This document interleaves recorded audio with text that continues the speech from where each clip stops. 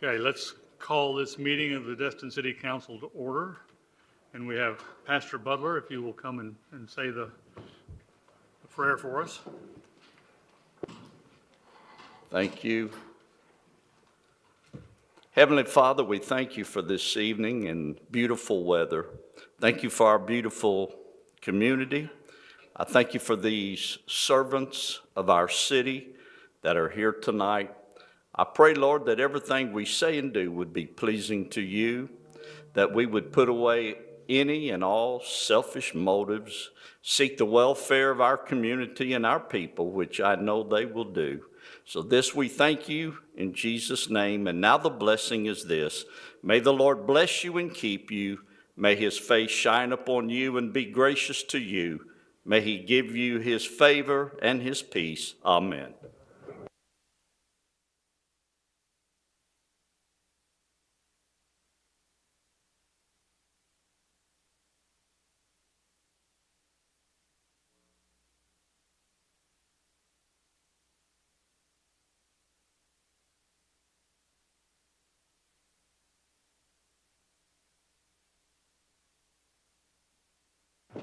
All right, we need a motion to approve the agenda. I'll make that motion to approve. I'll second. Mr. Mayor, Mr. Mayor, I sent you an email this morning. Kevin, Councilmember Smith is the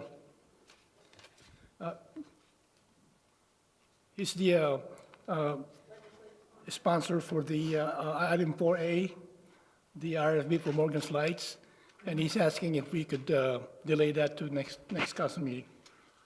And did Mr. Jones talk with Councilmember Schmidt? Or somebody? Yeah, we did, and I think we are okay to proceed talking Okay. about it. And we'll get into that more when we get to it. Sorry, Yeah. Ray, there was an update since Yeah, then. Okay.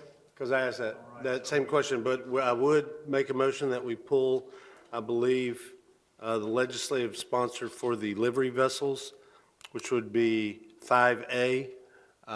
John asked that that be pulled, and so I would ask that that be pulled from the agenda and scheduled for the next meeting when he will be here.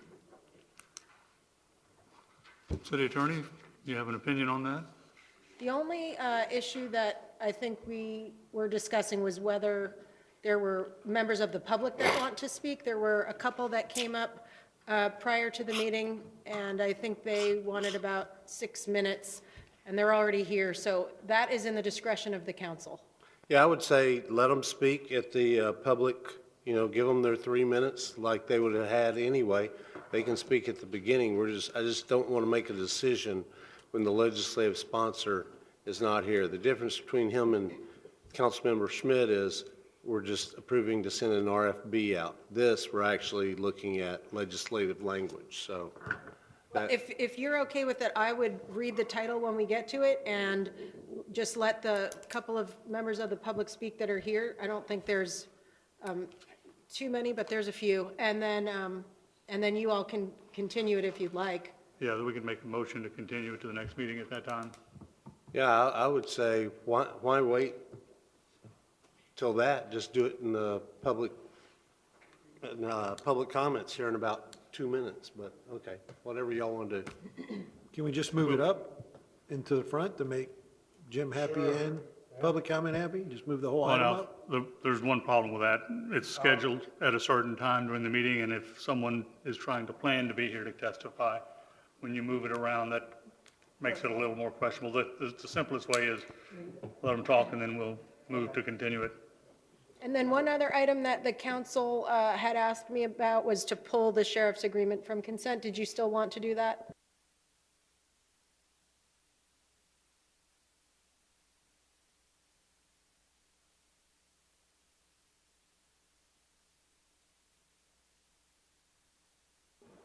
Okay, so then it sounds like we don't have to move anything anywhere. So we're just going to approve the agenda as is that correct? Can I get a second? Okay, we have a motion. We'll do a roll call vote. Tori? Yes. Yes? Yes. I vote yes. Yes. That passes unanimously. Okay, we don't have any proclamations or recognitions, but we're going to go to the public comments. And these are comments on things that are not at the, for public hearing tonight. Anybody from the public that wants to comment?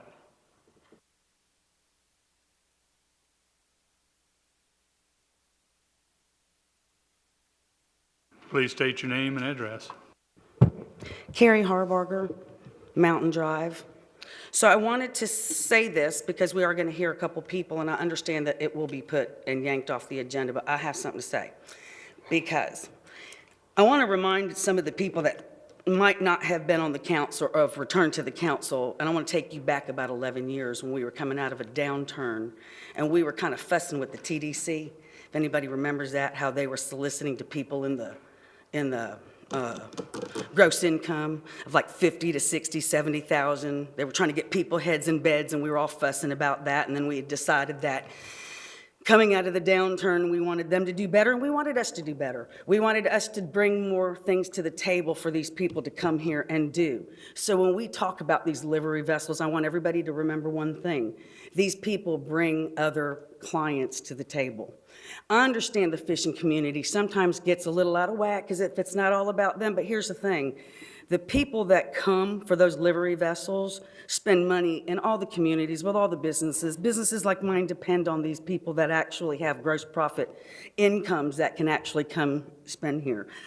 And why is that important is because if we only cater to one sector of the harbor, then what is it doing for everybody? So we all need the business. So my thing to say to you tonight is to keep in mind that when we do address this, if people have their boat slips and they have their ample parking, who are we to tell them what they can do? Are we really going to talk about clouding up the harbor? We're not talking about clouding up the harbor when they add 3 charter boats to the fleet. We're not standing up here having that conversation.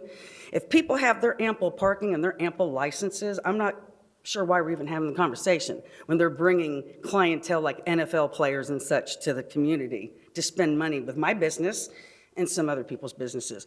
That was something I want you to ponder until we take this up the next time. Thank you. Thank you. Anyone else?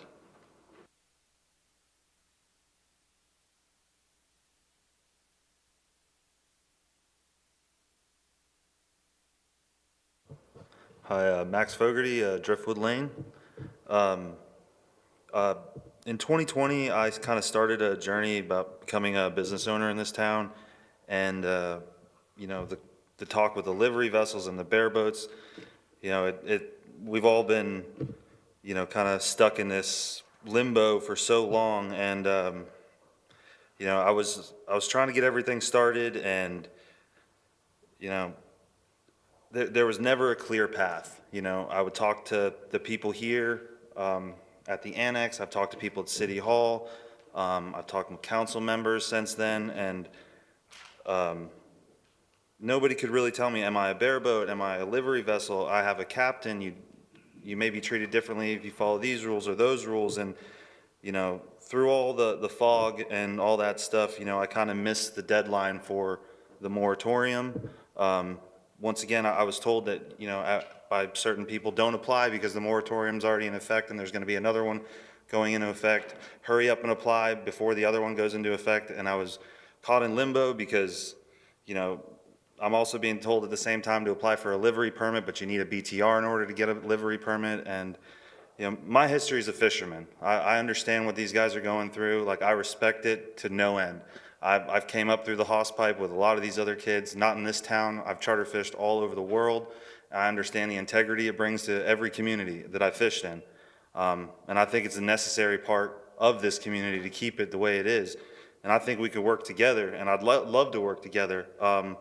However, I did not get in before that time, and I understand that there may be a grandfathering in thing that might be happening, and I would just like to be, you know, put myself at the mercy of you guys to hopefully be considered. I know that that's not a free pass to just go do whatever I want. I know that I'm still going to have to apply for things, you know, and do it the right way, and that's what I'm here to do. You know, the people on the council that I have met with, I appreciate all the time they were giving me. They all know that I'm trying to do it the right way. I want to be a positive addition to this, you know, where you guys where certain people see doors closing, I see other opportunities for it to be done the right way, which is, I think, what we all want. I think we all want to make this community better. I think we all want the money to keep coming in and tourists to have a great time, but we want it to be done safely and to a standard that we can all be proud of. And I would love to strive to do that and to be one of the guys that's able to do that. I apologize, public speaking is not my forte, so, but I did just want to leave you guys with the fact that I'd love to, I'm really just trying to be a positive member of the community. I've moved here. I've lived here for 8 years now. I own a home here. I'm raising a family here. I would love to stay here and work here. As a captain, you know, I traveled the world my whole life fishing on boats, and spending months and months away isn't an option anymore because I have a little girl to raise.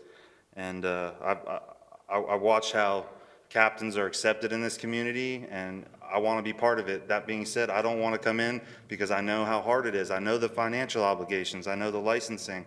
I know, you know, guys like Alan started when he was 9 years old to build a business that he's built. You know, I don't want to come in and step on their toes, but if I could see, you know, with what I'm doing, not stepping on their toes and bringing everything up, I would love the opportunity to do that. So that's all I'd like to say. Thank you for your time. Thank you. Okay, do we have anybody else that wants to speak under the public comment? I'll make it quick, because you're going to get the exact same thing in about 2 weeks, it seems. Ryan Holloway, 530 Beach Drive. Our business operates out of 314 Harbor Boulevard and some other places. You know, good call on the selfish motives thing, because that's all the DCBA is right now on this. But the points were, when you take this into consideration, expansion. So we want more people spending more money that matters here, not $25 per person on a pontoon boat. My people are spending on these trips upwards of $10,000 a day. That means they're going to your restaurant, which my daughter works at while in grad school, and they're spending money where it should be, buying the nicer houses, renting the nicer homes.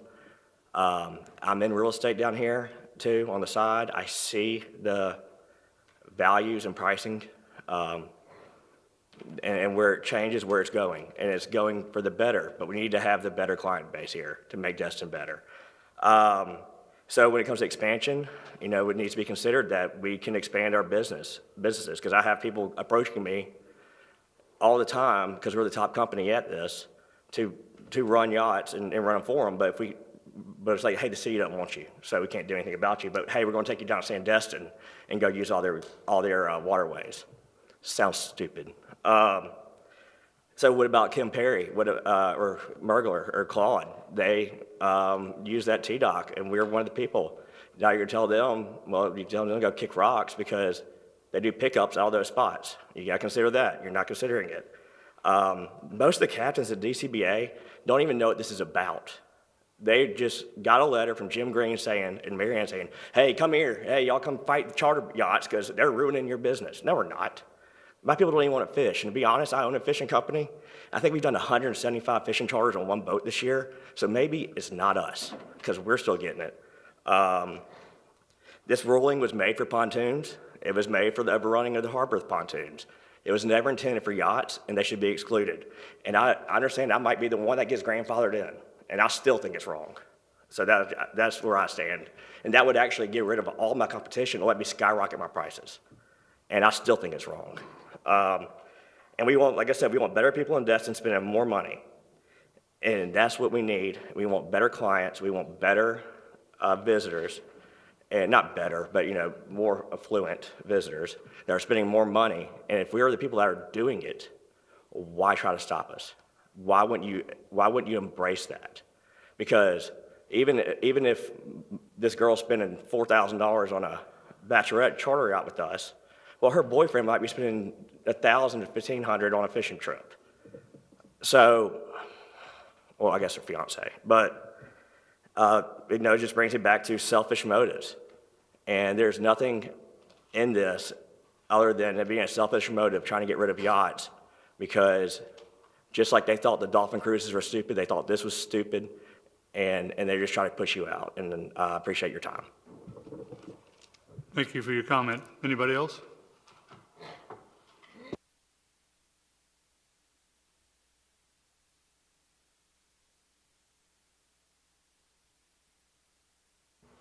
Hi, my name is Matthew Davis, 412 Spring Lane, Destin, Florida. I'm actually one of the captains that's involved in all of this.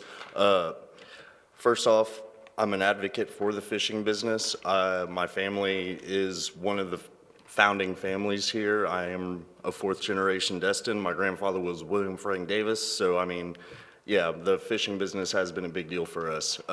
What I think Ryan was trying to expand on is that we do bring a different kind of clientele to Destin. I'm taking out personally, I'm taking out athletes, I'm taking out people that are on TV and stuff. I know some of the fishing guys get that, but I mean, it's maybe once or twice a year. I'm doing it every day.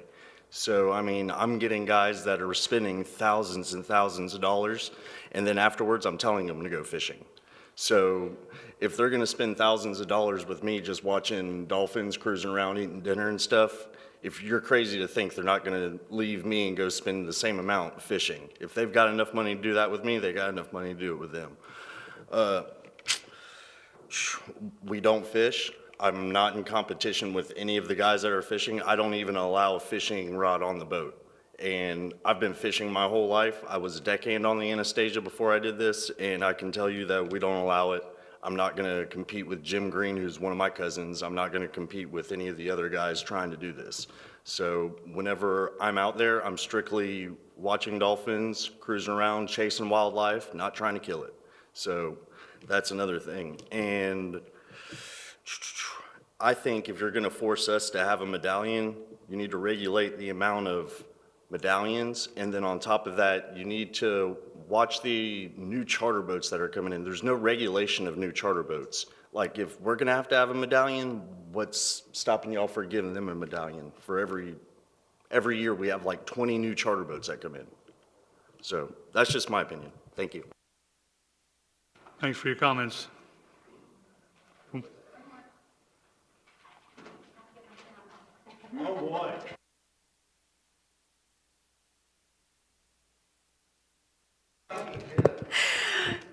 So Dewey gave me permission to read mine, my husband's, and Matt Condon's.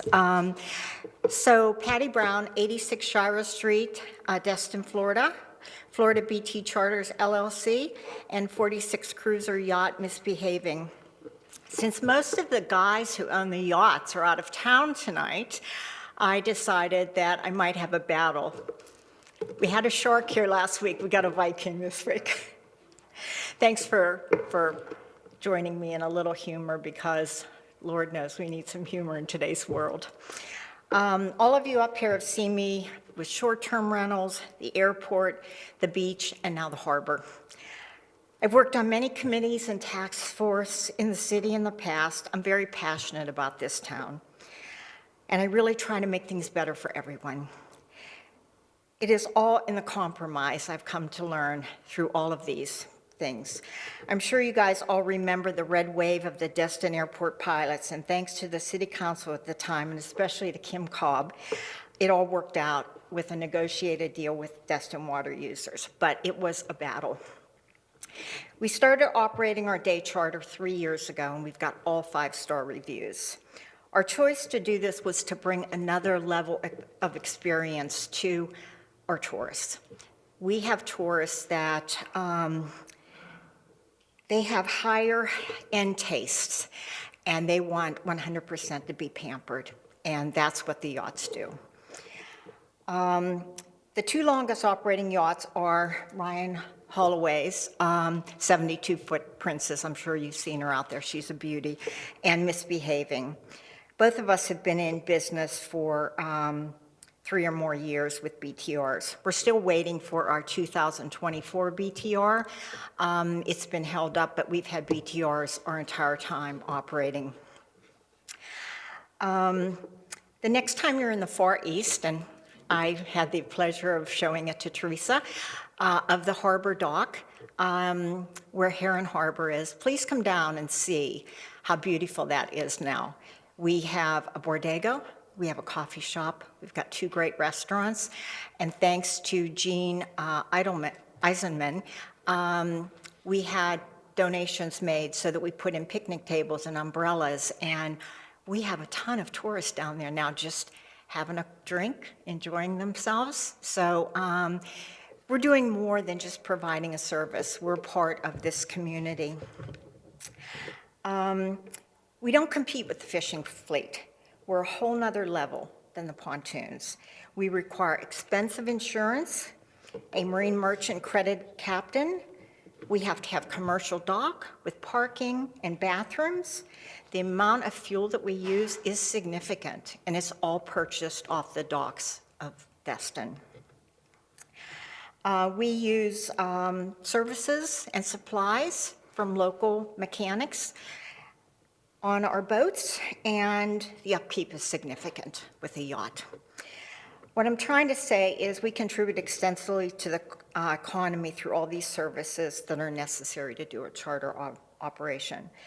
When we started down this road, I worked really closely with Rocky. I'm sure those of you who are in the boat business know he's a U.S. Naval retiree, to make sure we had every consortium and every certificate that was required.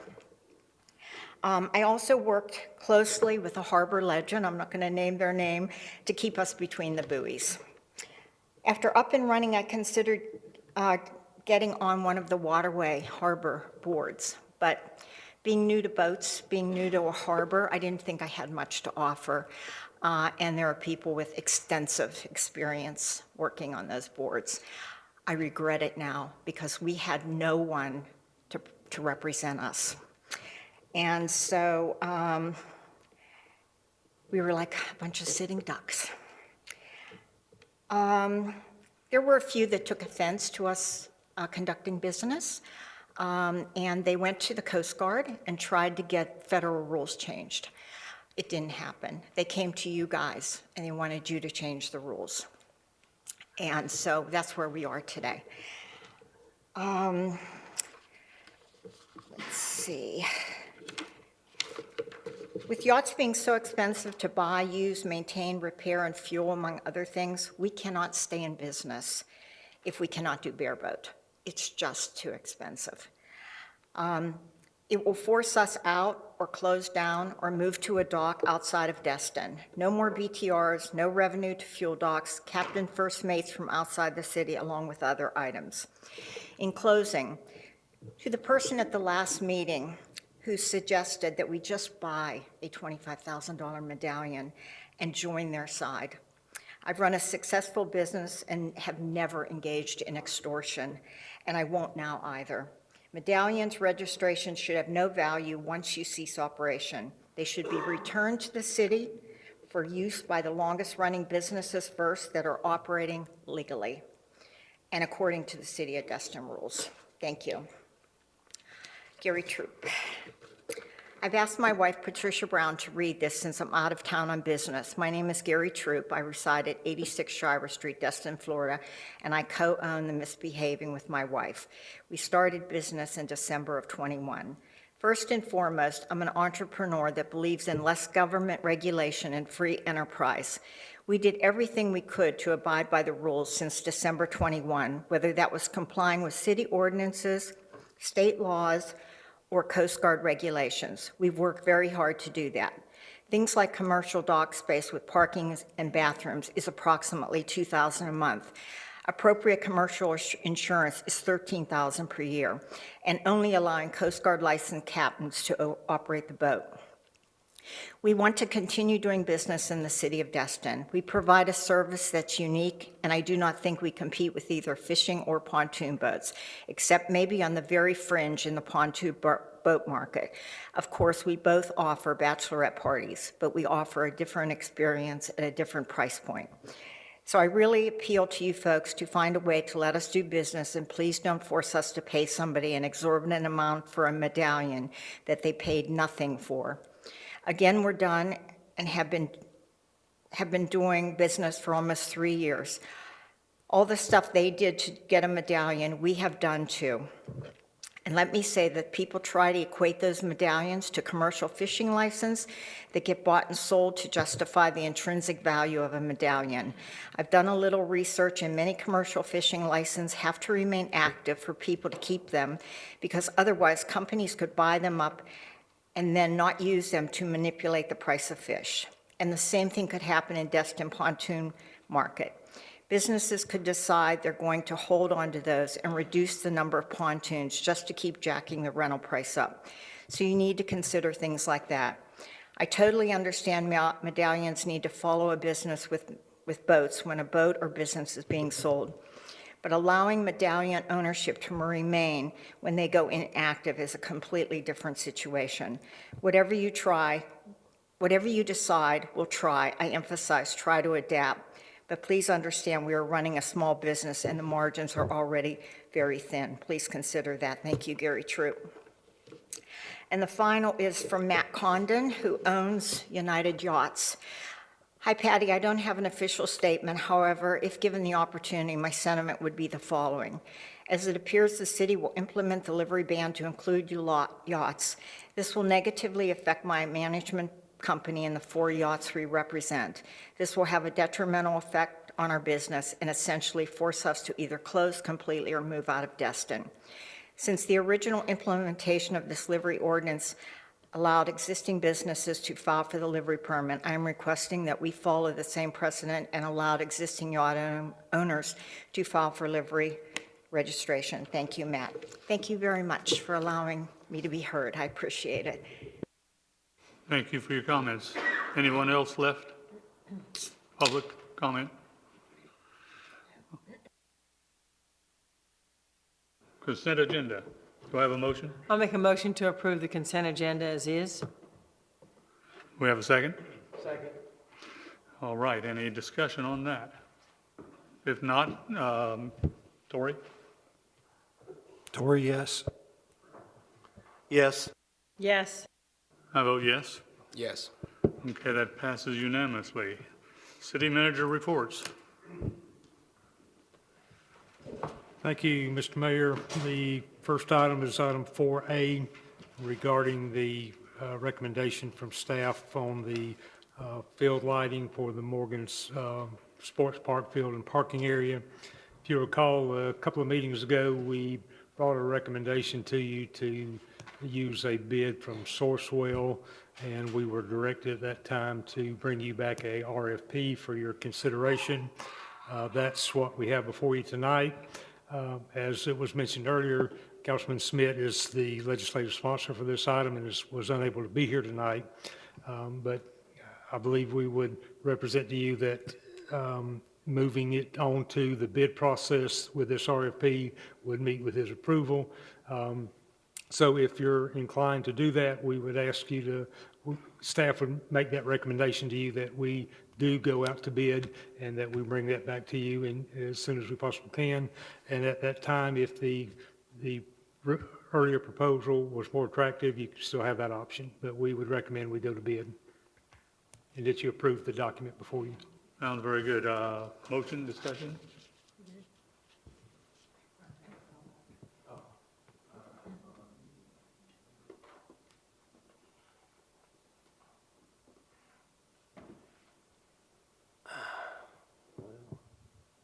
Sorry. Oh.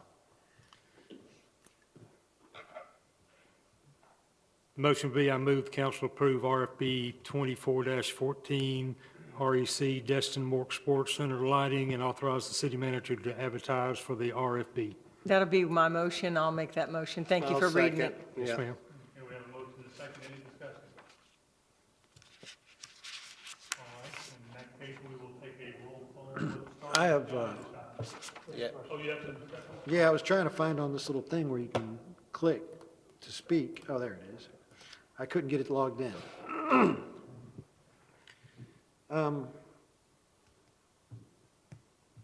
Wait a second. This is the one Kevin's not here for, right? Correct. Let me withdraw my question. Let me withdraw. Yes. I vote yes. Yes. Yes. Yes. That one passes unanimously.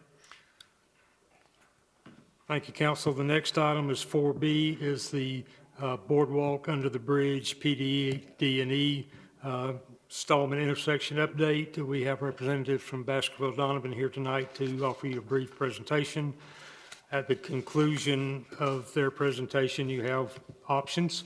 If you like what they present to you, your recommended motion would be to ask them to bring back 30% plans based on what you've seen tonight. If there are things you would like to see different or changed, to make those recommendations to them and ask them to bring those back for your further consideration at a later date.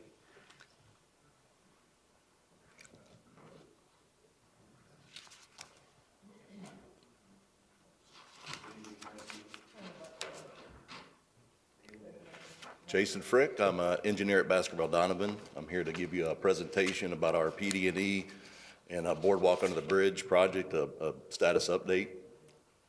I think they're trying to pull up the PowerPoint presentation. I'll get started as soon as I see it. Okay, may I ask a question beforehand? This will Yes. save us some time. You're not going to show us all the slides for all the traffic intersection improvements that go down all the way to airport? Okay, I just thank have you. one slide that Just- kind of summarizes that. Thank you very And- much. And those, by the way, those are a recommendation from DOT. It's not something we, spend a bunch of time investing, efforts into, but that was in the feasibility study that DOT did as part of their PD&E.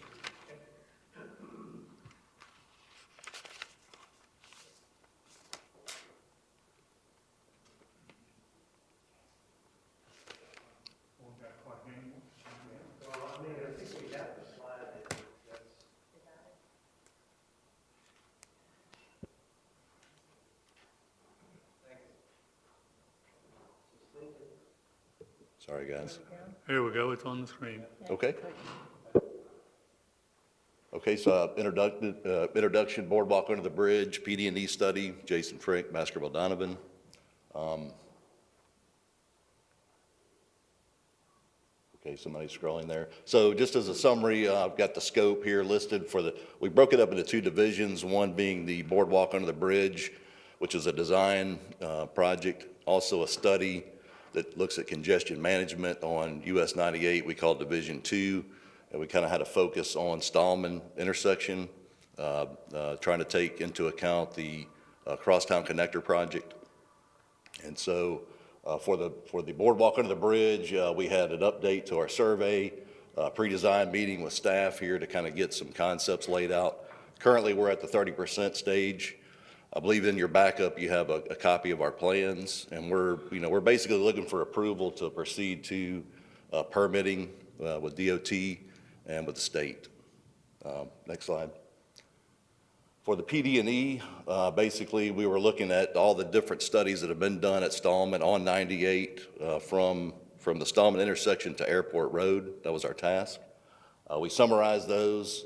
We came up with a lot of alternatives, worked with staff, worked with Okaloosa County, worked with Mayor Bobby, and kind of came up with some big ideas, basically. Currently, we're at the third task here where we're preparing our draft report and giving you a presentation on it. Next slide.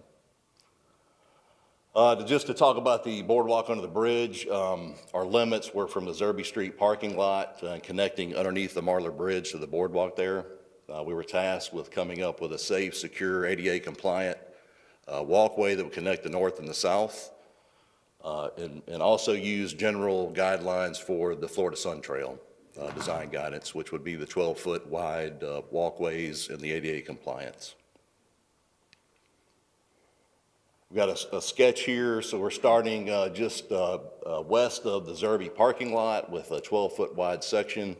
We'll have an improved crosswalk that crosses over Zerby.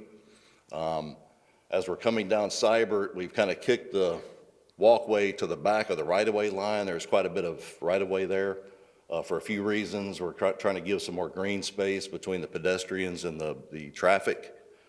There's also we understand there's some stormwater issues in that area. For this project, we're going to put in a fairly large retention swale just to kind of alleviate some of those issues there. There might be a follow-on project that the city wants to look at that does an overall drainage improvement, but that's the reason we have it kicked out there. Coming down Seibert, we've improved all the pedestrian crosswalks to be perpendicular to the road.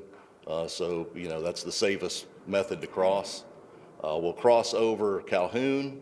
We'll enter the One Harbor parcel, and you can kind of see we've jogged around some trees there. That'll transition from concrete to an asphalt section as we proceed down to the water's edge. And then making that turn along the water, that'll be a concrete walkway with railing that will be incorporated with a pile cap and the new seawall there. And then from that point, we'll transition to an elevated section. That was kind of a discussion we had with DOT early on. They wanted something that they could take and, remove if they had to do maintenance. So that's where that section will start. And that's basically the concept for the pedestrian path. Like I said, currently we're on task 3. We're looking for approval to, with this draft concept, to proceed with permitting our 60% tasks.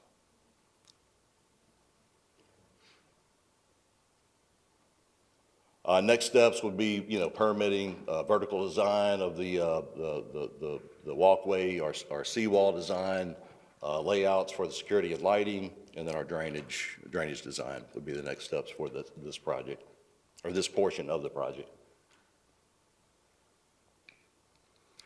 Moving into the PD&E study, our limits were from the abutment of Barter Bridge to Airport Road. We were asked to develop some comprehensive plans for congestion management for vehicles and pedestrians along that corridor, with an emphasis at Stallman, anticipating the crosstown connector traffic that'll be, loaded into that intersection.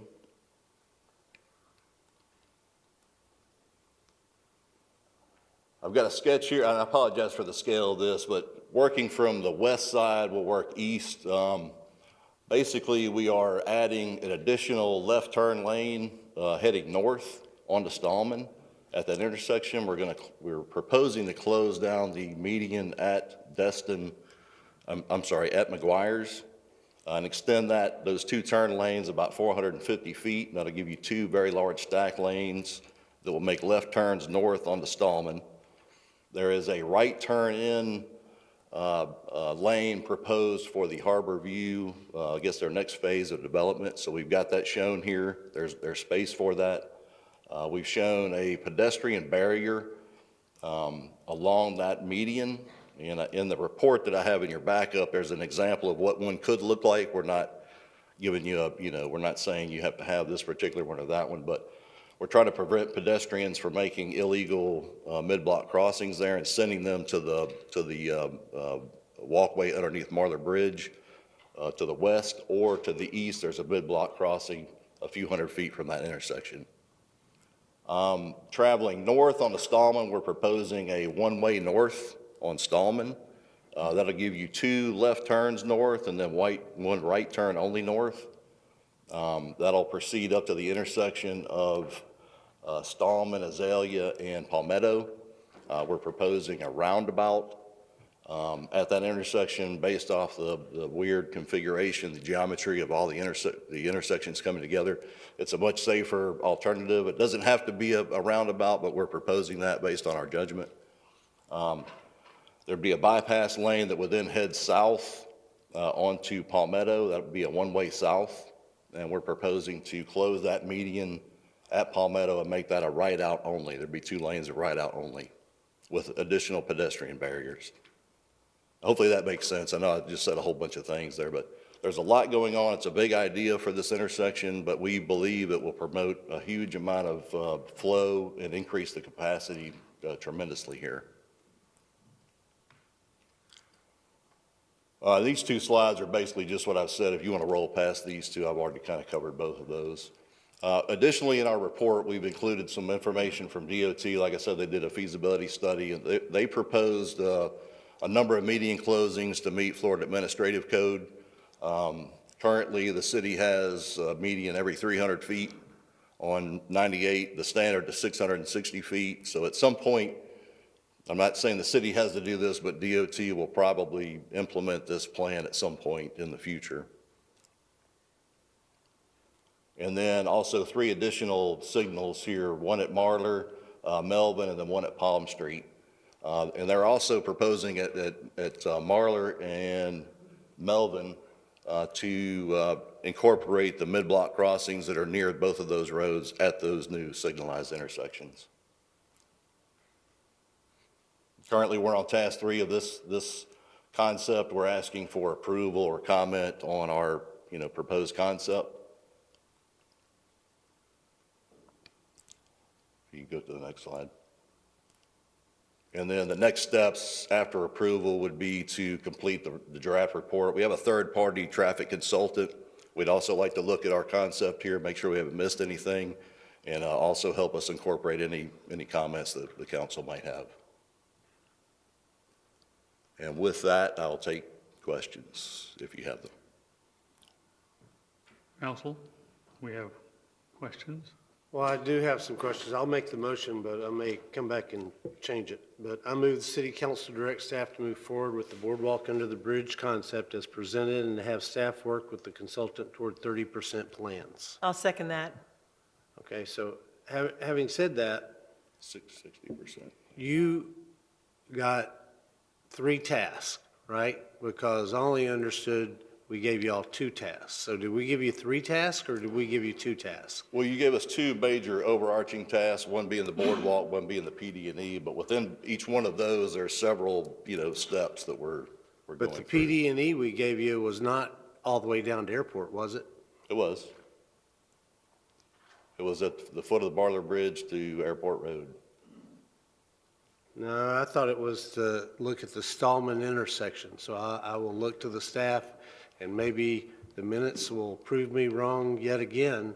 But I thought our concern was the Stallman intersection, not in front of the, surf shop or the airport or all these cut-throughs. So can somebody help us out here? That appears to be my recollection of what our task order was Yeah. also. It was Stallman intersection. Yeah. So that's why I asked you before we even started, you're not going to go through all those cuts and all those stop signals and all that, because that's not, at least that's not my understanding of what we gave you. So I just want somebody to pop up and say, no, that's what we gave them. So that would be engineering, or that would be community development, or that'd be the city manager or the attorney. It was for Stallman intersection is my recollection, but I'm looking at Burgess because I think he's pulling it up. The only thing I can think of is if the changes to Stallman have an effect that trickles to everywhere else, maybe that becomes part of it that way. But Michael, we know you're looking it up. Okay, well, while he's looking it up, Please. I don't have any problem with the boardwalk, Yeah, we'll break it into 2. yeah. Okay, any more discussion on the under the bridge design to I had a quick question. When you're talking about closing in, so as you come off the bridge, you would close off where there's a left turn there on Calhoun and close off the left turn into the McGuire's We parking would close lot. the left turn onto Calhoun. There'd just be the one in front of McGuire's. So that way it would maintain a straightaway. After they turn left on Calhoun, there would not be an additional break That's to go correct. left. That's What correct. Well, there about, would be there would be a protected left turn at Stallman to turn back around. got it. Okay, that's what I was gonna say. To get people back to That's get correct. into McGuire's, you would have that That would accessible. be part of it, or they could make a left turn onto Stallman and then Zerby directly, that routes you right there as well. Got it. Okay, I just wanted to clarify. Thank you. all right, if we So don't I have any have more? the notice to proceed in front of me that was issued on May 21st, 2024. And it's for the boardwalk under the bridge and the PD&E study. And the agreement as well was separated into these 2 sections with different subtasks under each division. I have the contract right here in front of me. Okay, that's a notice to proceed. That's not the motion, though, that the council made and approved. And I'm looking through the 2 primary divisions to see where the Stallman 98 intersection was included. Well, in any event, I think I agree with Mr. Bagby that we certainly won't be approving all of the PD&E changes We're tonight. happy to take all of that out of there and just focus on Stallman if that's the wish of the council. Yep, and I think that's what the motion is at the moment, right? Yes. Any other discussion on that motion? All right, Tori. You go first. Well, I have a question. So if we're altering the agreement, that means there's going to be a price alter as well, right? Because if he thought the original scope was from the harbor all the way, or from the boardwalk all the way down to airport, and their price was based off that, and we're reducing it to just Stallman, that means there's going to be a price decrease. Is that correct? Scope of works changed My drastically. understanding, the scope included all of that entire stretch, and I'm not, Mr. Destin, I've found the scope of work attached to the agenda item for that May 20th meeting. And under Division 2 tasks, task number 2 will evaluate transportation alternatives along US 98 from Stallman Avenue to Airport Road. It says the analysis will focus on impacts from the crosstown connector, internal and field review of adjacent routes, evaluations of driveways, left turns, signals, and congestion points.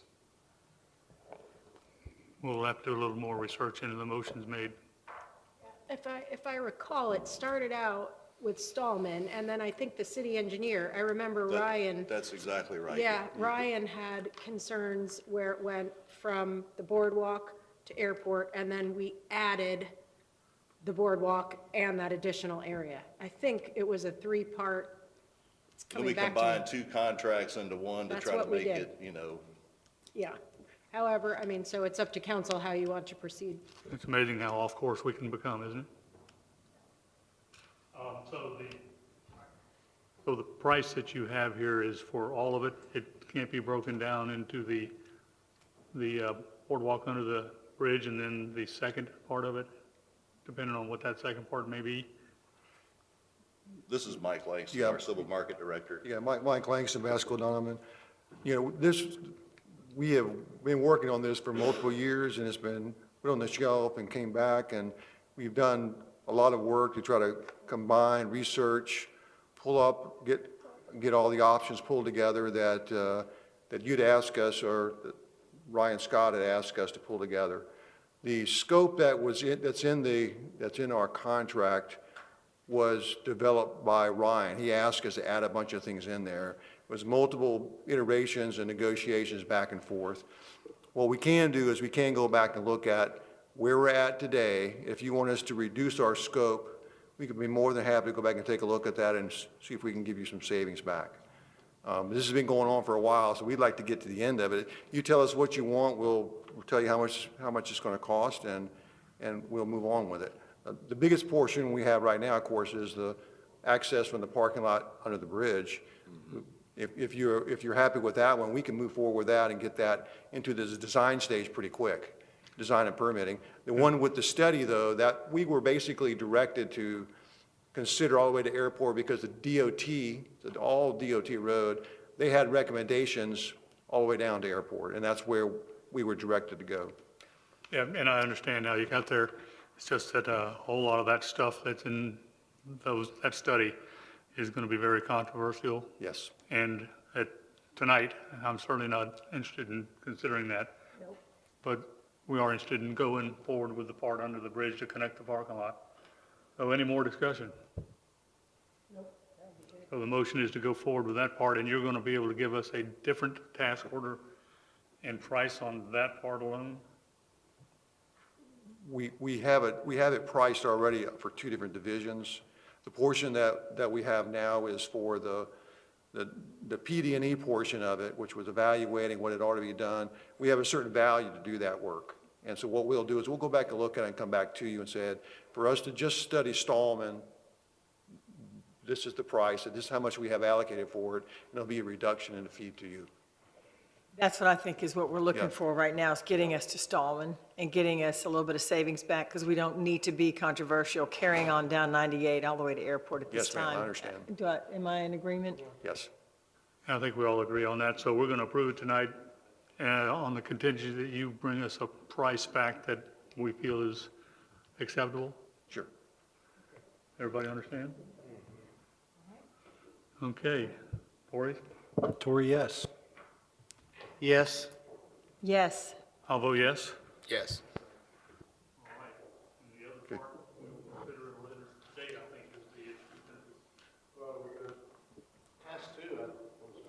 I thought task two, we agreed to, right?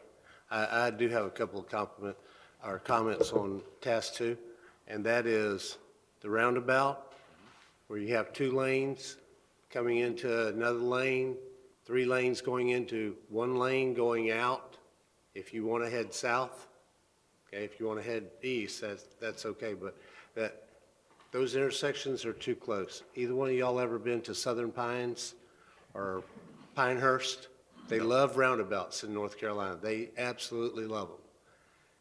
You might reach out to them because usually, I mean, they have them where you have the inner, you're just zooming, and then you can do this. So if you're in the right-hand lane, you're automatically doing the U-turn to go out, which I'm not sure why you would do.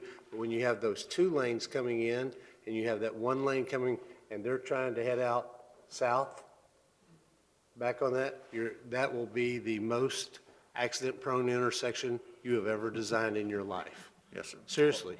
Understood, and we base the design off of aerials, not actual survey data, so we're just trying to constrain it to what we think is there. It would require some really good geometry and study to ensure that it is safe. It's just showing a big idea concept, basically.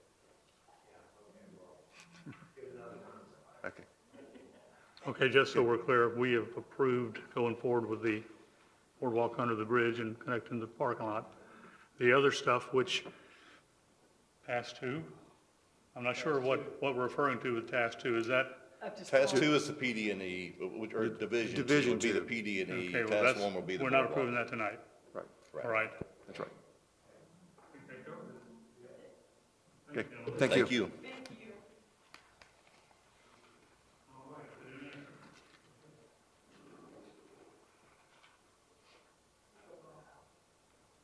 Thank you, council. The next item is 4C, is the TDC monthly report that you have information before you. If there's any questions, we will do our best to try to answer them, or any comments. I do have, what happened to pickleball? I guess it was up there. Yeah. So I asked, and I'm trying to pull up the TDC slide so I can get you the exact numbers. Hang on here.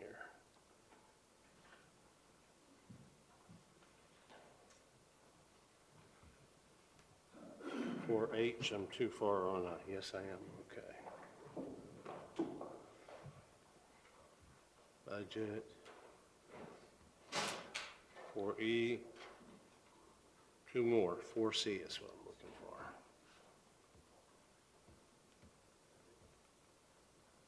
So I asked the staff to pull up the number of units in the taxing district. And so on the taxing district, what we're talking about is the old district, the Destin, Fort Walton Beach.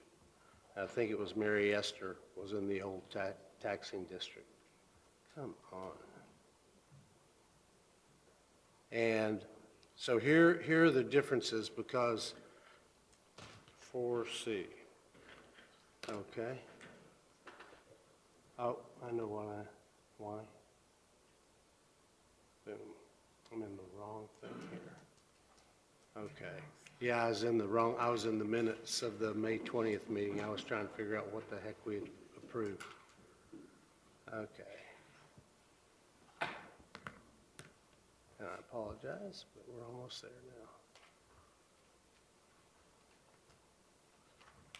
now. Okay. So if you look at the TDC slide for just the current district, which is where we are, FY24, the taxes collected, $40,553,976 in the last 12 months.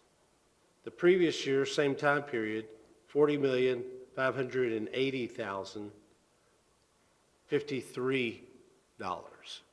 So, yeah, can you blow that up so everybody can see that? So what that tells you is the tax rate stayed the same, and we actually collected less, or the county collected less in TDC taxes this past year than it did in the previous year.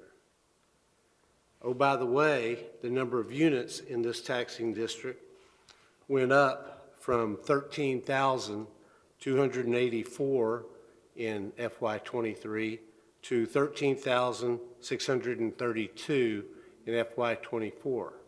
So what that tells you is the yield has gone down per unit. Okay, so people are making less. And I got mixed up, hopefully these will be the right numbers, but the taxes that they paid in, that the units, average unit paid in the old taxing district, which is the one we are, in 23 paid TDT taxes of $2,781. That's the taxes. This past year, $2,626. So it's kind of trending in the wrong direction. Now, we still, we're close on what we're bringing in, but it appears that we have stalled. So this golden goose that everybody, loves to milk in this city and in this county might need a little help. The other thing that I found interesting was the taxes, and I will go back and double check these numbers because I may have used a wrong numerator. But the taxes that, I'm sorry, not the taxes, the money that the homeowners made, or the VRB owners or the rental owners made in 23 came out to about $43,963 per unit. In 24, it came out less. And I have to go back and correct that number. But all I'm saying is we keep thinking that tourism taxes, and we had this conversation, which I don't believe we have to get the right people here. That's the wrong narrative. We ought to make it fair for both the luxury yachts and for the fishing fleet and for everybody. But if once you stabilize, you usually start dropping, because then people can't afford to keep those rental units up or recruit the people, and then the tax revenue falls, and then we're going to be in a world of hurt when we start trying to collect it. So I would just say, maybe it's just a one-year blip, but I don't think so. Thank you. The next item is the capital project status update in your package. Any questions, comments? Just want to add, and the staff agreed, they'll have it in next month's report. Four Prong Lake, for which we already have $1 million check waiting from the state to be cashed, will be on the list of the capital improvement projects. And along those lines, I believe we'll have the appropriate agreement before you on the next meeting. Is that right? So to take that $1 million. Quarterly investment report is item 4E. Do you have any questions? And 4F is the quarterly attendance report of the volunteer committees and boards, and that's for information only. However, in next, I believe the first meeting in December, we will be making new appointments, so take that into consideration. Again, we've reached out through media sources to ask for volunteers to get that volunteer pool larger so that we can perhaps do a better job of getting quorums at our committee meetings. Next item is the draft minutes for the standing committee and board meetings, again, for information only. And then as far as announcements from your staff, you asked us at the last meeting to reach out to the fire district regarding the boat slip and the lease as it was proposed, and the possibility of them considering adding language that would allow for any municipal purpose as opposed to simply code enforcement purposes, or that they did not look favorably on that. But we don't have that in your package tonight because we didn't get that information until after your agenda was published. So we will have that on the next agenda for your consideration, whether you want to move forward with the lease as presented or whether you don't. So it'll be your decision at that point. And then we were asked to meet with the school district regarding the property that they've recently purchased next to the Destin Elementary School, about potentially partnering with the Destin High School, the city, and the school district to utilize some of that space for high school athletic fields. We did meet with Mr. Smith from the school district, and they have plans to use some of that property, but they don't know the extent of that total use. And we've agreed that we would stay in touch with one another. When they get that formalized and know exactly what they're going to use, we will look to see what's available and see if there are any opportunity to work together on behalf of the high school to utilize some of those fields. And that's all I have. Dr. Young, anything from you, ma'am? Yes, thank you. Early voting began today for the general election, and that started at 7 a.m., but we had people lining up like an hour or so early, so it was definitely a hit. And we'll have that through November 2nd. And please notice that's at the community center. We are apologetic for the people that showed up at City Hall today. We know there was some problems with the county website and where things were directed, and that website was down. So we are sorry, but definitely it's at the community center through November 2nd, and that does include a Sunday. So we would love people to go out for early voting. We also have our open house this Wednesday from 11:30 a.m. to 1 p.m., so we encourage people to stop by. We have a fish fry that's free to you all, live music, some giveaways, and just a nice chance to meet with council members and staff to talk about different projects that have gone on this last year.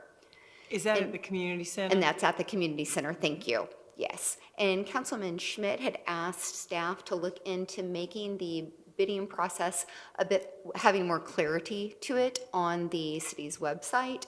And so IT's done a nice job with that. We all, as senior leaders, worked on that to make sure that the verbiage and all of that for the bidding process is a little bit more clear. So it looks good and is sharper on the website for everybody that's looking into any type of bidding request.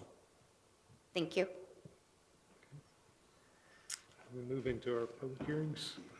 Yep, now we'll move to the public hearings. Ready for 5A? Okay, this is second reading of ordinance 2415CC, an ordinance of the City of Destin, Florida relating to livery vessels, amending sections 13141 definitions and 13144 application for permit of the City Code of Ordinances, providing for findings of fact, clarifying the definition of livery vessel, providing for severability, and providing for an effective date. Thank you. We will open that up for a public hearing just because we have it on the agenda here, but it appears most of our folks who want to testify did that already. So do we have anybody else that wants to talk about this issue related to the livery vessels? It appears we do not. Can we move this to our next meeting just so? We can. Does it need to be the immediate next meeting, or can it be when we make some changes in our prepared, whatever meeting that might be? Couple meetings from now? I'm thinking about the second meeting in November, but that's also potentially the switchover meeting from old to new council. So I was thinking about maybe even December then, but it's up to you all. It might be more wise to make it the first meeting in December, just so that if there's a switchover, they have time to digest caught all the up. things Yeah. that they need to know. That's what I was thinking. All right, do we have a motion on that issue? I'll make a motion to move to the first week in December. Second.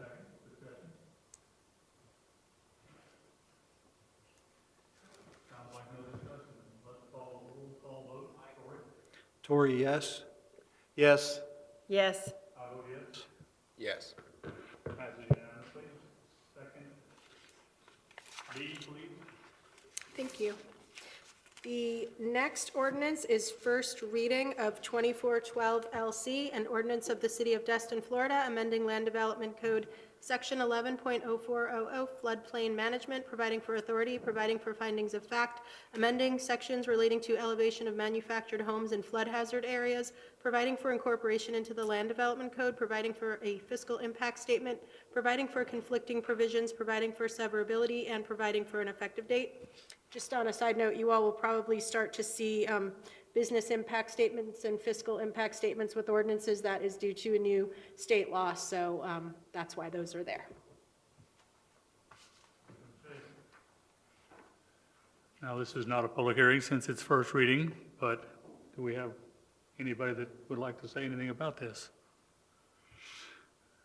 Seeing none, council? I move that ordinance 24-12-LC be approved on first reading. Second. Do we have any discussion? Hearing none, we'll start with Johnny this time. Yes. I vote yes. Yes. Yes.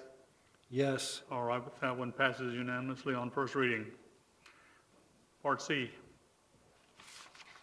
This is first reading of ordinance number 2418CC, an ordinance of the City of Destin, Florida, amending Chapter 6 Buildings and Building Regulations of the Code of Ordinances, amending sections relating to flood hazard areas and floodplain management, providing for authority, providing for findings of fact, providing for incorporation into the Code of Ordinances, providing for a fiscal impact statement, providing for conflicting provisions, providing for severability, and providing an effective date. All right, once again, if anyone is here that has something to say, you're welcome at the moment, but this is first reading also. And I don't see anything from the public. Council? I move that ordinance 24-18-CC be approved on first reading. We have a second? I'll second. Discussion? Hearing none, we'll start with you, Tori. Tory, yes. Yes. Yes. I vote yes. Yes. Another one that passes unanimously, number D.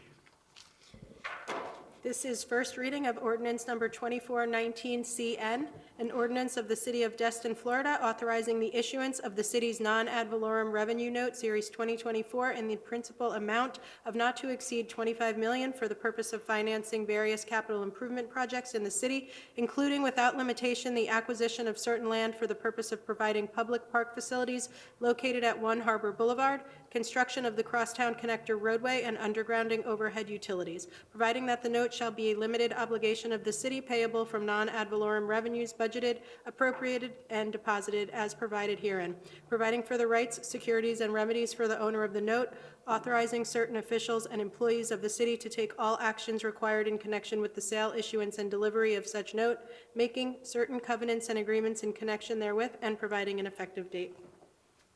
Thank you. Any comments? Council?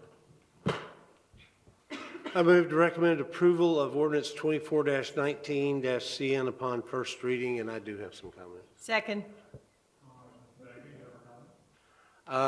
Met with, or talked with Crystal and our bond attorney, bond manager, I guess is what is his title?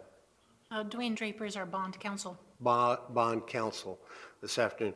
A couple of concerns because I thought this was going to be treated like a construction draw. So we would probably immediately draw half down because we need to reimburse the general fund for the $9 million for the parcel. And then there's a certain amount of equipment that is sitting on the ground that we should reimburse for the undergrounding. And then we have spent money on some of these projects that we need to reimburse ourselves, that is calculated in $25 million. After a long discussion, that's not allowed in the document as it sits before us. So I reached out to John Summerall, and I haven't heard back from him, who's the head of the Trustmark Bank in this area. But Crystal and John, I guess, came up with an idea that what we might be able to do, and that pending attorney review and approval, would be to take the money, pay out the 12 or 13 million that we either owe ourselves or owe somebody that has equipment sitting on the ground, and take the rest and open up a Florida Prime account, which if you go back to the investment portion of this meeting, they continually outperform our performance, and part of that may be us, but part of it's probably not us, and see if we could open up a Florida Prime account and invest the difference, because and I understand why the Merrill Lynch guys, for multiple reasons, don't want to touch that money, because it's obligated, and it's for a loan, or it's receipts from a loan, and they don't want to get into the arbitrage business. So I would like the council to empower the city manager and the city attorney to review that and see if it would be proper for us to invest the additional 12 or 13 million dollars, so that the money is not sitting there, since we can, and I will continue to try to reach out to John to see if we can't do the other 13 million like a construction draw, so that when we start digging up the old trailer park and start installing the tubes or whatever, we would pay as we go, but that's not allowed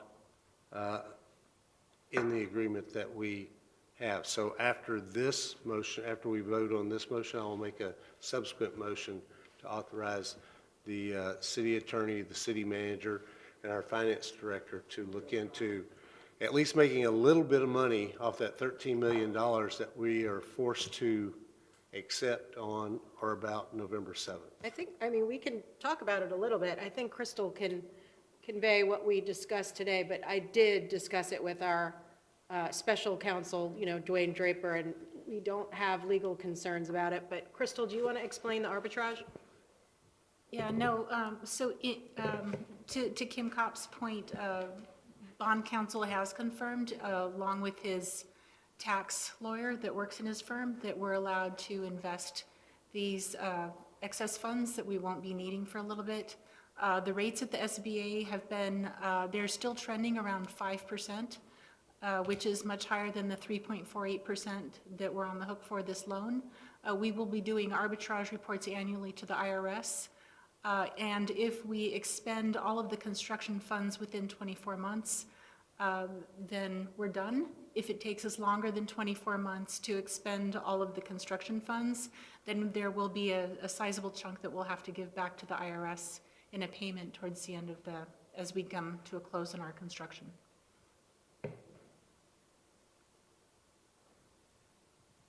Oh, and I did reach out to, after discussion with our city manager, I did reach out to Florida Prime, and they should be sending me the documentation to open an account specifically for this purpose this week.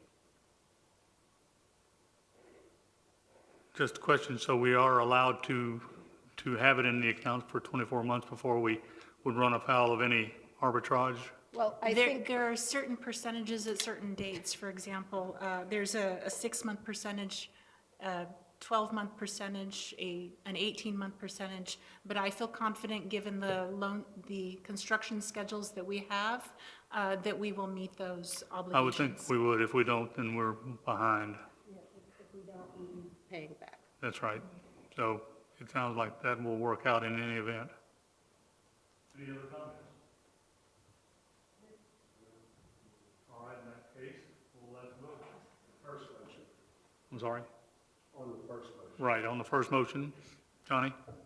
Yes. I vote yes. Yes. Yes. Yes. That passes unanimously, and Mr. Bagby, you have a second? I do, Mr. Mayor Pro Tem. I move that the city council authorize the city manager, city attorney, and finance director to confirm and invest the remainder that is not spent by the end of November in a Florida Prime account once they have all reviewed and made sure that it was okay for the city to do that. I'll second that. Do we have discussion on that? other than it's a good idea to find out, but it sounds like the way the interest is going to go, we will be all right in any event. So we will call that vote. Tory, yes. Yes. Yes. I vote yes. Johnny, yes. All right, on the next.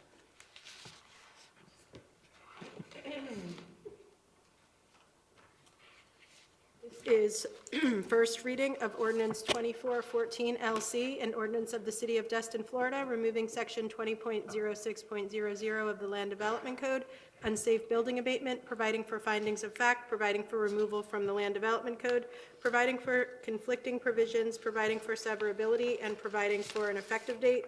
On this one, as explained in the staff report, the purpose of deleting all of this language is to move all of the building code issues to the Code of Ordinances and out of the LDC. And so this is part of the steps in doing that.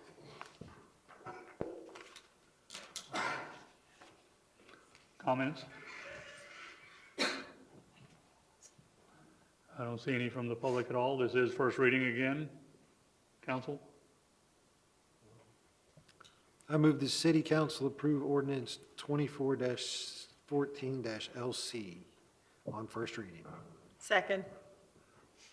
Okay, I do have a little discussion. After reading through the next ordinance that we're considering, which I believe is 48 pages long, we didn't take out 48 pages out of the Land Development Code, did we? No, they are not, that is not the same thing as the building abatement. When we get to that one, it's the property maintenance code, that's next, and we will explain that one. It has some provisions that are related to building abatement, but it goes way beyond, but that's not this ordinance. It does, and I understand what we're doing. This one is taking it out of the Land Development Code? Yeah, because we're taking all of the building provisions out of the LDC and moving it to the code. There's already we are. some building in the code. But when we combine them with this ordinance we're about to consider, it is far, far more far-reaching and more complicated.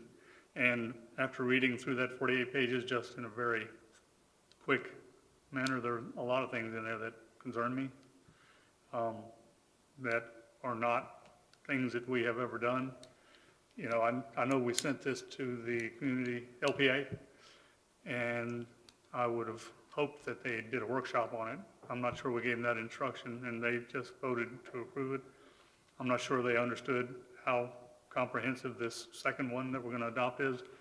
And so when we get to that one, of course, my problem, this is first reading, so we take it out of the Land Development Code, and if we send the second one back to the LPA for a workshop, I don't want to put the Land Development Code in a position where they don't have anything, so we could just put off the second reading, couldn't we? We could. All right, and so we will vote on the first one, and then we can discuss the second one. Any other discussion? Tommy, you go first this time. Yes. I'll vote yes. Yes. Yes. Tory, yes. Also to remove those sections from the Land Development Code. And we will not advertise 2414 LC for second reading until we deal with the other ordinance. Got So it. just want to make sure Ray hears that. You We are- will pull it from the ad. We already sent it to the papers, but we will pull it. Okay. Okay. So, moving on to 5F, it's first reading of ordinance 2417 CC, an ordinance of the City of Destin, Florida, amending Chapter 6 of the Code of Ordinances to create a new Article 5 Property Maintenance Code, providing for findings of fact, providing for incorporation into the Code of Ordinances, providing for conflicting provisions, providing for severability, and providing an effective date. So this now is a national code that was developed, and the building official and everyone on staff has kind of tweaked it to address issues more appropriately for Destin. But to your point, the LPA or the city council may want to tweak it further, but it goes well beyond unsafe buildings. It's intended to get nuisances and lesser offenses because the city has been struggling in certain areas to deal with yards that are not up to par. We've gotten a lot of complaints, and so this would help the city deal with that. But if you have specific concerns, we can workshop it generally, but if you also have anything specific you want us to look at, we're happy to. Well, I will let the council discuss first. Will this address things like when a neighbor encroaches on a neighbor's yard, or will that still be something that would be more civil? Like trespassing type issues and encroachments will always be civil. But this would address like, trash and nuisances, and the current unsafe building code is really about life safety issues. And if a building is not in immediate danger of falling, or there's other severe issues going on, we don't have authority to abate those lesser nuisances now. But this code would allow lesser abatement. Yeah.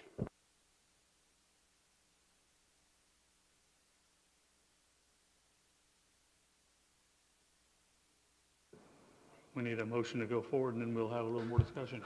I move that the city council approve ordinance 24-17-CC on first reading. I'll second it. Okay, any other comment besides mine? Well, as I read through it, there were a couple of things that jumped out at me besides the 48-page length. In one section, I saw that, well, it starts out that the rules shall apply to the date that the structure was built, I believe, which is, I guess, an ability to leave grandfathered. In other words, you can't just make people bring their buildings up to the current code for no reason. However, we seem to have a terrible time figuring out who has a BTR. Do we have records available that tells us when the buildings were built? So then when we go forward, we can determine what standard the particular building should be held to? Yeah, a lot of times to find out when a building was built, we use the property appraisers, which is a website that says building effective built date, yada, yada, yada. Because a lot of buildings, as we know, preempted the city of Destin's corporation. So we don't have records of things built from 1980. So we use the county's website to affirm what year the effective date the structure was built. This ordinance is for existing structures and maintaining those existing structures and premises, so Yep. that's what it's intended to. Yeah, and I know the intent is well-meaning, but I read another section that said, in the event that there were no code violations, it was up to the discretion of the code officer to determine whether the building was safe or unsafe. What bothers me about that is that we kind of like the rule of law here, and to leave it up to the discretion of a code enforcement officer worries me. Yeah, under section 103.1, it defines who the code official is in this code. So under 101.3, the code official, the city building official, and the city building official's designee is also referred to as the code official. It is intended that the code official and code compliance division department staff work together for compliance with the property maintenance code. And then further also goes on to say, under 105, that the code official, which is me, is hereby authorized and directed to enforce the provisions of this code. Or designee, does it say that? Designee would typically be one of my inspectors that know more about structure stuff. And as I say, it concerns me a little after reading through the 48 pages. So I'll make a substitute motion. I think I can still do that as a council. Can I add one more comment, if you Sure. don't mind? Under the existing unsafe building regulations, there was a section in there that defined unsafe building. And part of that section was item 12, which stated any violations of Chapter 2 and 3 of the Standard Housing Code. So a lot of the Standard Housing Code, which was a 1994 edition, was not spelled out, it was just referenced in that unsafe building abatement code. But a lot of that standard housing code stuff was relevant to minimum lighting requirements and electrical requirements and all that stuff that wasn't spelled out in here, it was just reference to that code. So a lot of this property maintenance code contains that same language. I would say the only main difference between what we had in this property maintenance code is it didn't really extend to the exterior of the properties. It was more just building-related stuff. And I got that part. It's just, that gives me a little pause too. It's just taking another big arm around it. I understand that we need to make sure things are safe and that the public's not put it at risk. I'm just not sure 48 pages I feel comfortable with.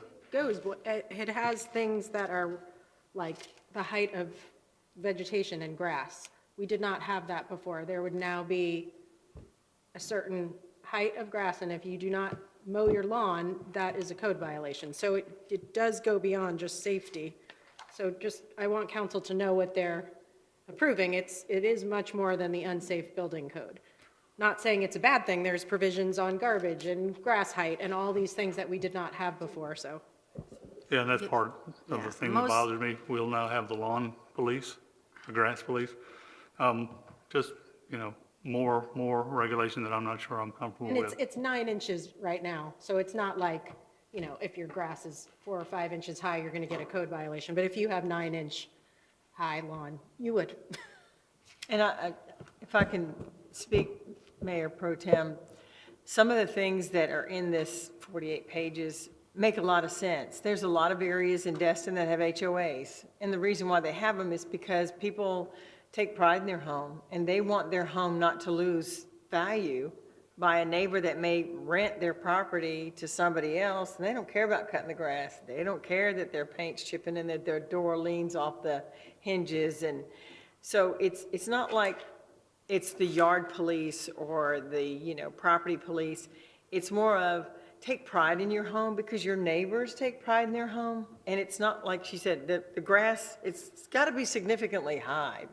It's not like everything is just so, exact. It's like, it gives them plenty of time. It's almost a month before it's too long in the summer type of grass length. So I think it just helps our city maintain a cleanliness and a pridefulness. You can drive around now in certain areas of Old Destin, and there's a lot of rental properties, and they don't take care of their property, and they allow the grass to grow, and there's garbage cans that sit at the street. They never roll them back to their house because it's inconvenient. They'll just take their trash in their car, put it in the garbage, and it sits there all week until the garbage comes back to pick up. So it's some of the common sense kind of things that a lot of neighborhoods already have in place, but have never really been put in any kind of writing to help our code enforce people taking care of their rental property, basically. That's really where a lot of the problems are.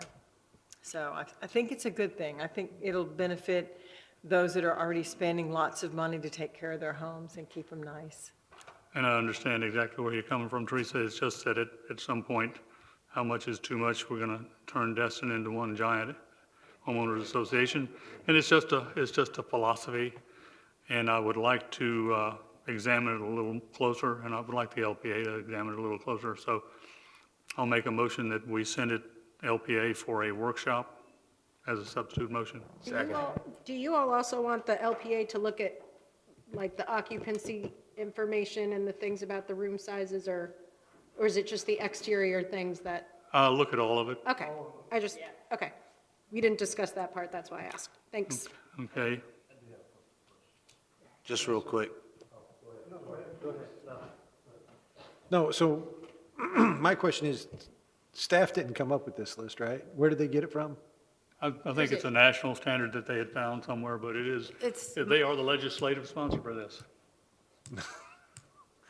All right, I just want to make it clear, this is something that's nationally recognized, not just something we came up with, so. It's modeled from the International Code Council's It Property is. Maintenance Code.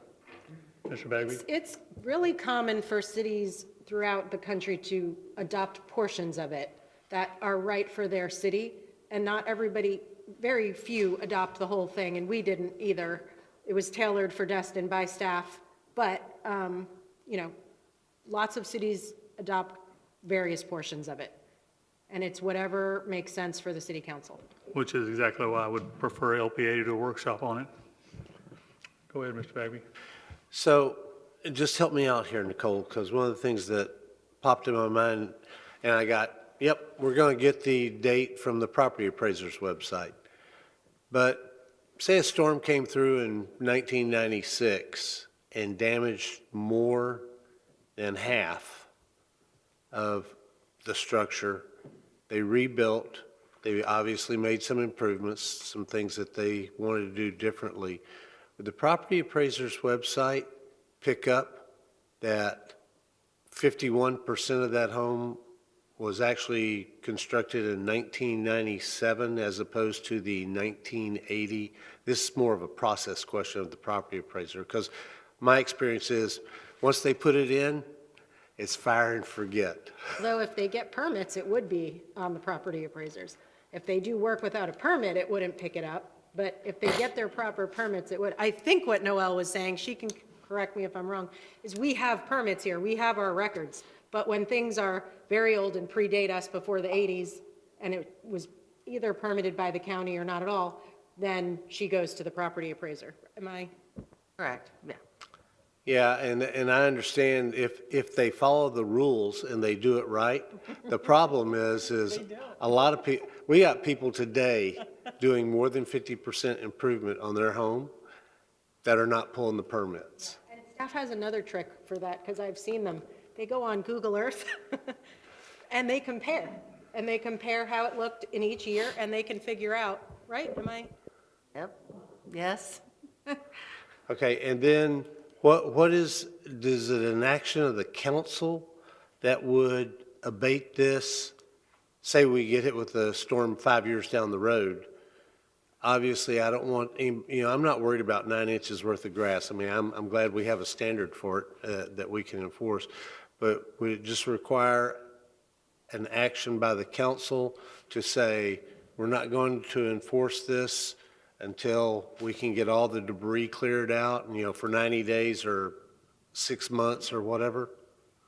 Yeah, I mean, there would be, after a storm, this is all about if a building is damaged beyond that's habitable, that's no one's doing anything about, right?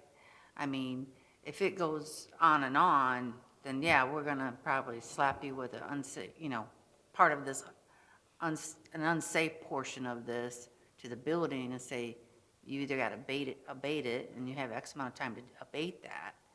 If not, then we'll send you a notice, first a notice of violation, then a notice of hearing. It would go before the magistrate.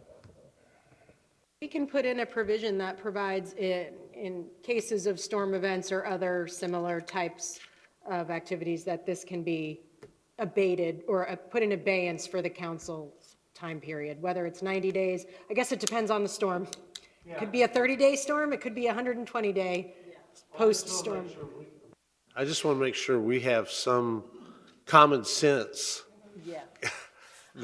I like this, I like where we're trying to go and have standards. I'm all about standards, but sometimes, you need to apply a little common sense to some of the things we do up here. A lot of this is, complaint-based driven too, where, someone lives next to an old dilapidated home that's hasn't been kept up, and they're finally sick of seeing it, and they're like, then they call and say, can you check this house? Is it even safe? And then we go and investigate, but.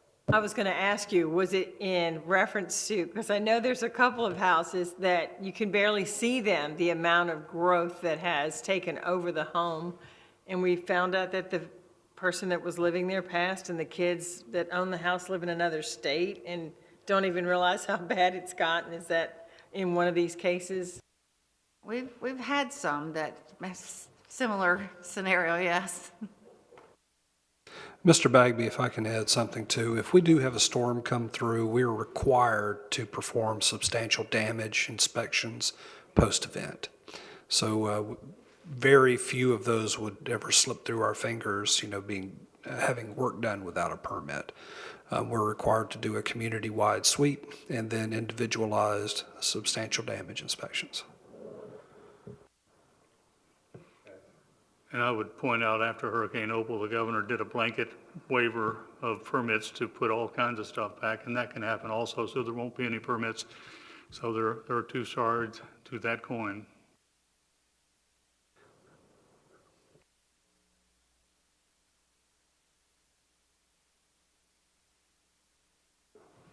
Okay, and this substitute motion, I think, got a second? Yes. And that is to send it to the LPA for a workshop. All right. Tori? Tory, yes. Yes. Yes. I'll vote yes.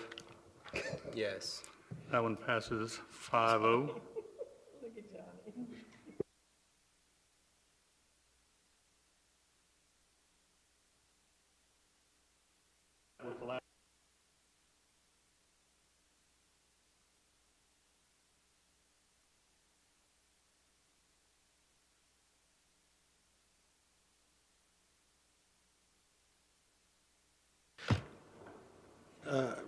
I do have something I'd like to say. This is Councilman Johnny King's last council meeting, and I wanted to tell him it was a pleasure serving up here with you. I appreciate you. I learned quite a bit about you. I have a lot of respect for you, and I will miss you up here, sir. Thanks, man. He's referring, I'm not going to be here at the next meeting, so there is one other meeting, but I won't be here, so You Tori, would thank be you. here on the 18th for the turnover, Yep, just not on the 4th. right. Thanks, Tori. Well, then I take all that back if you're going to be. But there won't be any more, time for sweet, sentimental, compliments at the next one, at that one. So, no pressure to the rest of y'all.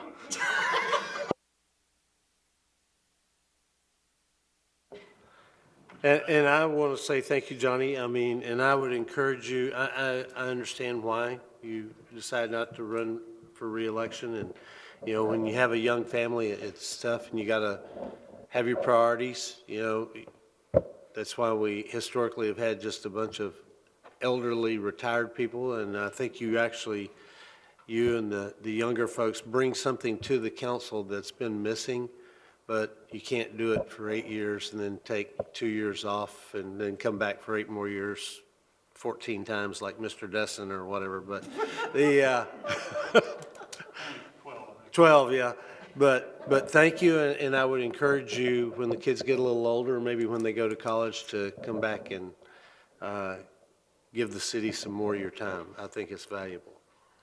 I have my numbers, which I won't go through, but I will ask, are you going through this or am I going through this? You're going through it, okay.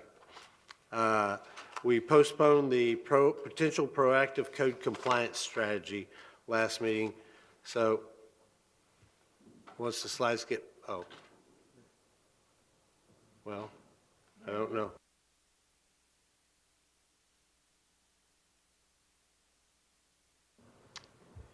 Good evening. You can go to the next slide.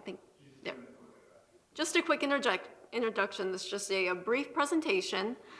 We've been listening to the council's concerns regarding wanting the city to take a more proactive approach to code compliance. And we believe that based on the prior council discussions, that what that means is proactively looking for violations instead of just focusing on looking at only complaints. And that also when a complaint is received, proactively looking at the entire area. Oh, you jumped forward. Can you go back? Right there. Yep. Proactively looking at the whole entire area to see if there are other violations that exist that should also be cited. So we've developed a strategy that we'd like the council to take a look at. We want to get your feedback on it. And basically it involves breaking the city up into zones and then having the council set proactive priorities for each zone. And then by priorities, what we would mean by that is that complaints would always be investigated consistently across the city through all zones, but then proactive compliance would be focused on the specific proactive priorities that the council has put in place for each zone. And because we also have 2 seasons here in the city, we can go to the, if it's working, go to the next slide.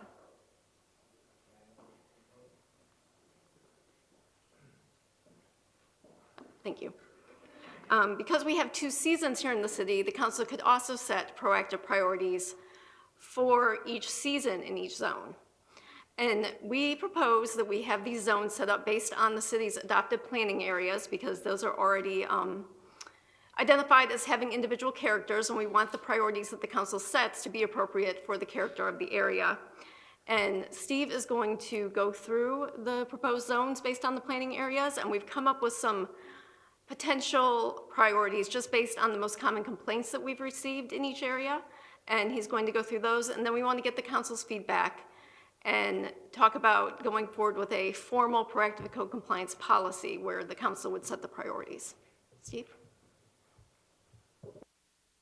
Good evening, Council. Appreciate your time. If you go to the next slide. Thank you. So what you'll see up there on the map right there is the breakdown. All those individual dots are code cases that were created from October of last year through October of this year. So 1 full year. It's also the color coded by planning area that the council adopted 2.5 years ago, 3 years, almost 3 years ago, almost. And so when you look at that, you kind of get a little bit of a picture of what's going on, particular to areas. You can see the higher density of code cases in Crystal Beach and Holiday Isle. Not so much north of 98, that kind of spreads out a little bit more. So, so what we've done is we've just kind of taken a look at, 1, the intent of the planning areas that was established, and then 2, the code cases that occurred within each one of those planning areas. Next slide.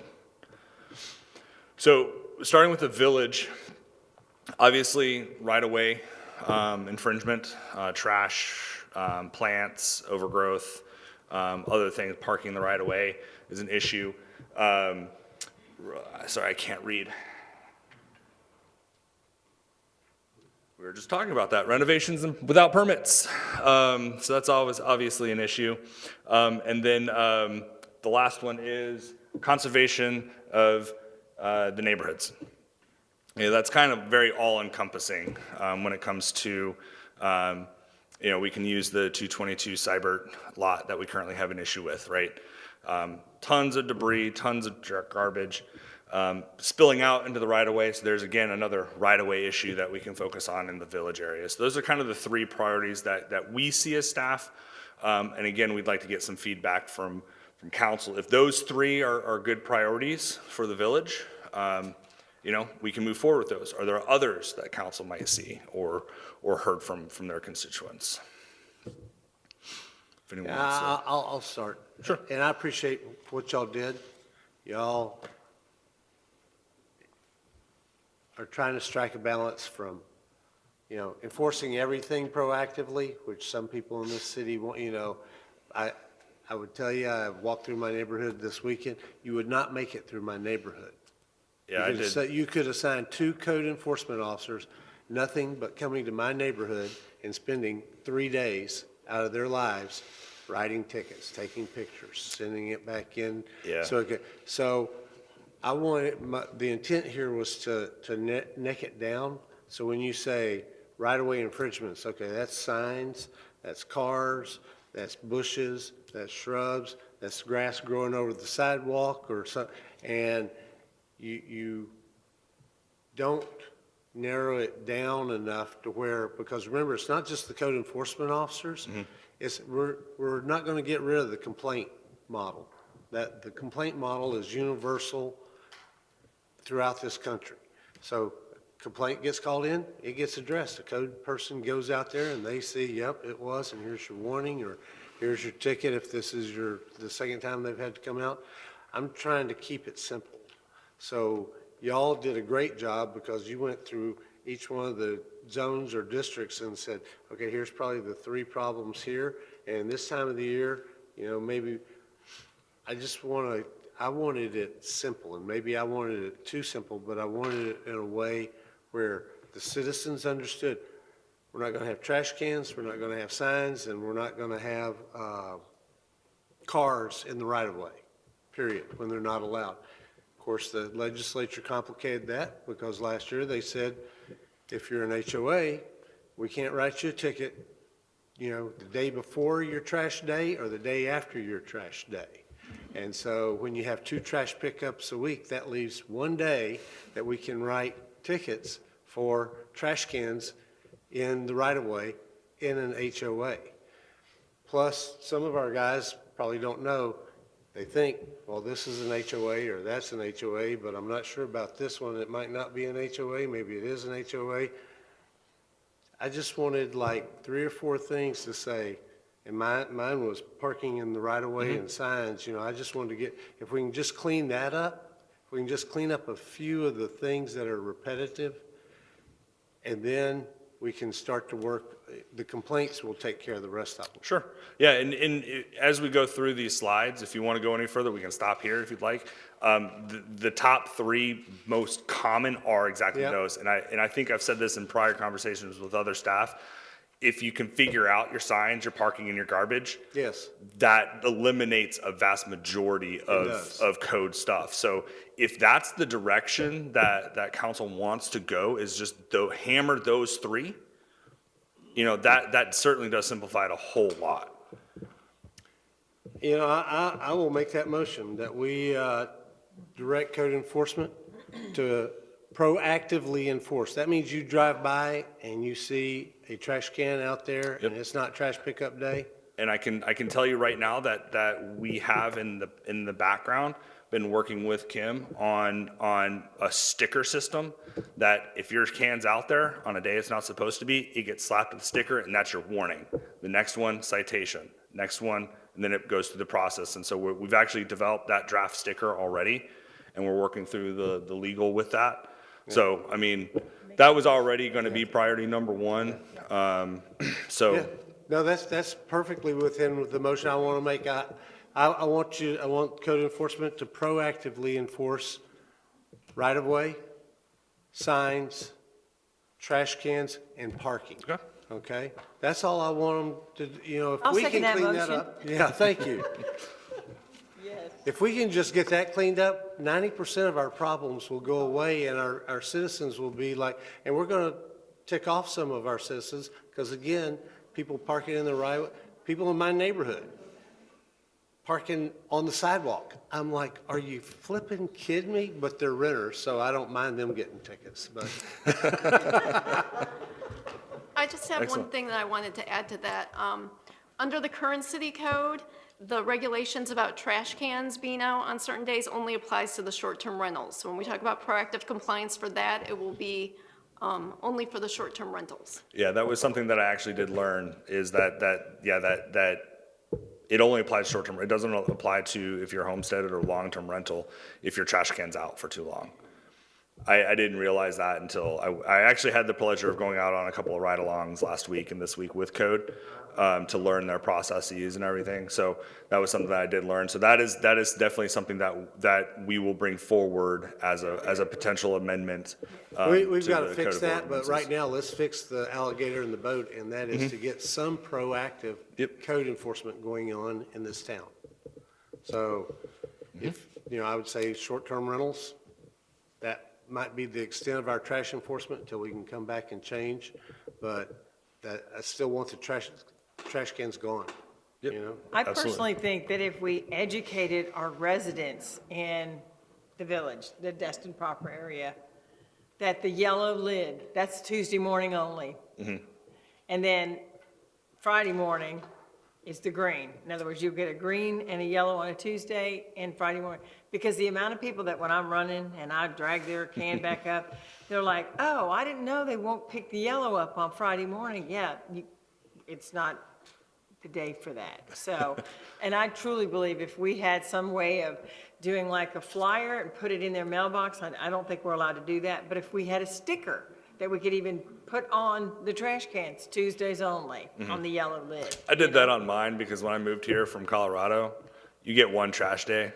this whole recycle day, 2 trash days, and then a bulk day. It's really confusing for some of us. But yeah, the sticker thing and then education is also going to be, or awareness really is going to be the big ticket item that's going to drive this. And we can work with Tamara on sending out some of that awareness too. Anything else? I've got something. Oh. I'll say that I really enjoy this quite a bit, actually.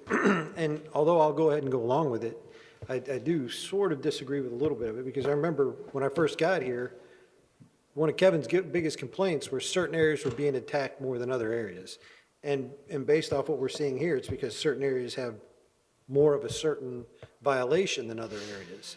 So how do we combat that certain areas are being looked at more thoroughly than other areas without looking at it in this context? But to start off with baby steps, I'll support the pick the 3, go with the 3. But I think this is phenomenal. I think this works in the direction that was from day one, whenever I got here, the argument that was kept being brought up. So I think you attacked it appropriately. I think we're just baby stepping your approach. Yeah, and this was several steps forward as well, as you're kind of alluding to. There are other steps that staff is still fleshing out on how to further implement this, and just taking this, a little bit further, that we haven't quite fully brought to a coherent thought just yet. We have our ideas, and we'll bring that back as soon as we got that. But I think moving forward with the 3 now, and then getting that trash bin applicable to the entire city rather than STR is a good step forward. Well, I think the STR should be in there because that's still a revenue Oh, for the yeah, city. yeah. So the STR, I think we still need to be proactive Yep, with that. because yeah, that is absolutely, revenue. they will be. Quick question. I know Waste Management did the whole address number stickers and got those to every resident.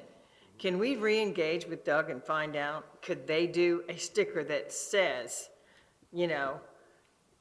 every Tuesday and Friday we'll pick up the green can, and only on Tuesday we'll pick up the yellow can? There's a sticker that could then also be sent to the residents? I mean, how did they get the stickers out? I can't remember. Did they come in an envelope to us? Mailed them to everybody. So if we could have them mail out like that sticker that tells every resident that's paying Waste Management, this is the day Tuesday this is picked up, and Friday this is picked up. Yeah, Kim Kopp is correct that was sent to everybody. And then also about 6 months ago, we sent it to all new residents as of the time in the last year and a half. Those stickers went out to everybody from us.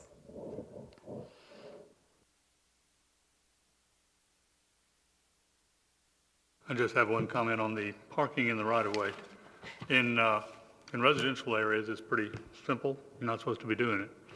In some of our commercial areas, it's not so simple. We have parking in the right-of-way all over the place that has actually been allowed by action of the council.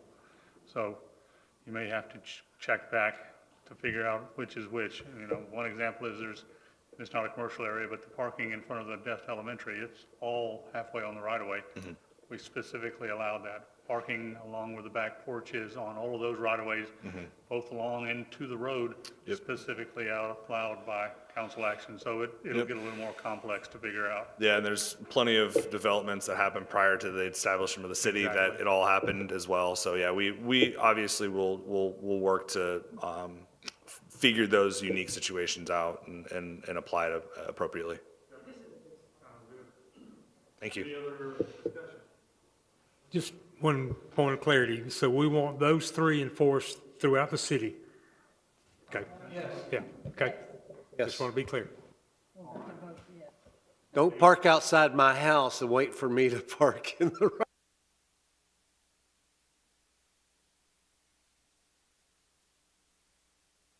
Yes. I vote yes. Yes. Yes. Tory, yes.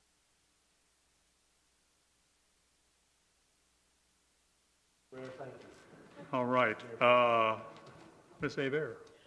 Thank you, Mayor Pro Tem. I just wanted to piggyback on what Tamara was saying, that, of course, today was early voting.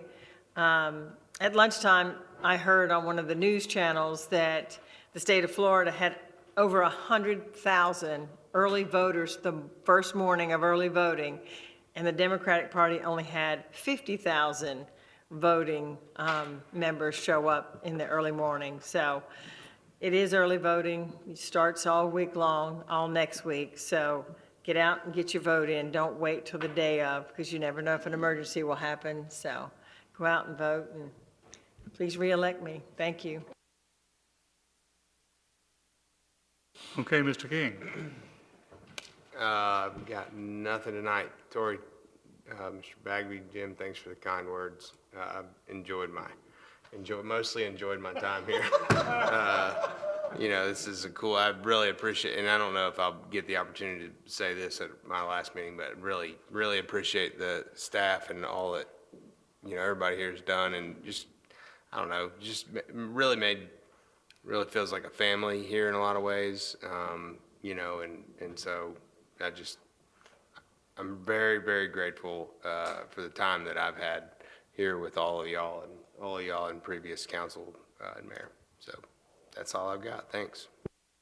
Thank you, Mr. King, and I have enjoyed having a young brain near us too. So enjoyed the entire time you've been here and appreciated your perspectives. I've got one issue tonight that I will direct to the city manager.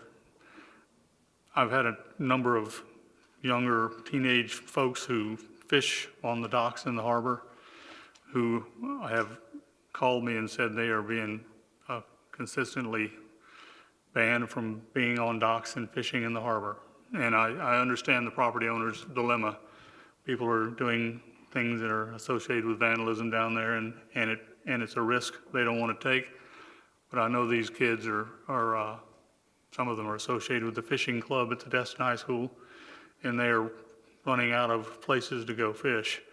And so I'm going to have them contact you, and I'll let you be the liaison to see if we can get some of the property owners, if we can put in some kind of a system where we register those kids so that they'll be less worried about them being involved in things they ought not to be involved in. Perhaps they'll let them fish on their docks. I know that we let them fish on our docks, the ones we have, but it's getting pretty restricted. And I know that they've had a number of no trespass notices put on them, so the area they can fish on is getting smaller and smaller. So I'm going to tell them to give you a call and see if there's anything we can work out.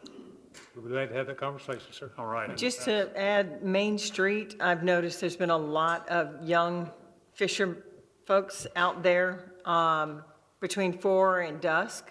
So there is some great fishing right there off of the pier in the Main Street Park area. So if there are some high schoolers that didn't know that, that's a great area for fishing, both on the sidewalk, you can fish there, as well as on the pier that's at the Main Street Park. And then I think we've also got opportunities at the Mattie Kelly Pier. We do. Am I right, Lisa? Isn't that a great area for the fishing as well, down there by Joe's Bayou? So, okay. Fishing's better in the harbor. It is. But the trout like getting under the lights. But if there's some kind of system we could put where they would register with the city, so at least the vandalism problem maybe not quite such a concern. Can I piggyback on that? Absolutely. As well? We saw this when the Emerald Grand came around.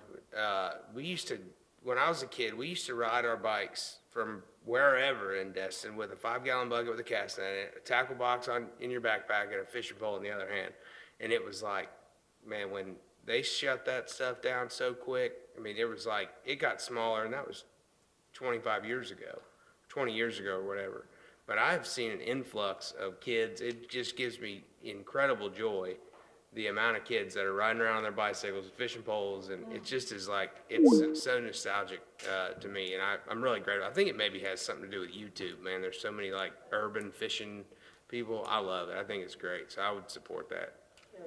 Yeah, they do have to have somewhere to fish, and that's becoming more and more of a problem. And that's all I have. Thank you. I don't have anything. We'll miss you, Johnny. Don't be a stranger. He's not going to be here next week.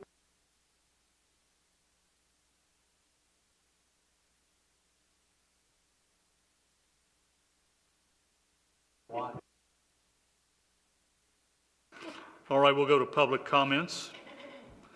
Anybody in the public want to make a comment? It appears we've worn the public out.